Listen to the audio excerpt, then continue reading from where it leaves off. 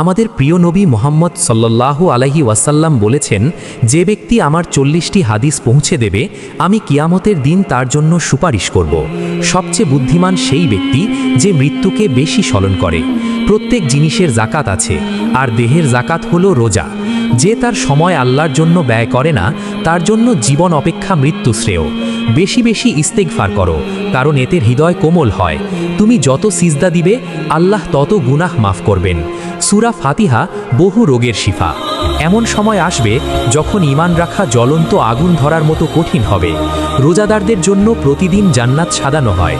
কিয়ামতের দিন আমার উম্মতের সংখ্যা সবচেয়ে বেশি হবে এবং আমিই সর্বপ্রথম জান্নাতের দরজা খুলব। যে ব্যক্তি রোজা অবস্থায় মারা যাবে, সে কিয়ামত পর্যন্ত রোজার সওয়াব পাবে। ফজরের নামাজ আদায়কারী আল্লাহর হেফাজতে থাকে। রোজা ও কুরআন কিয়ামতের দিন সুপারিশ করবে। আর রোজাদারদের সবচেয়ে বড় খুশি হবে আল্লাহর সাথে সাক্ষাৎ। আল্লাহ আমাদের সবাইকে আমল করার তৌফিক দান করুন। আমিন।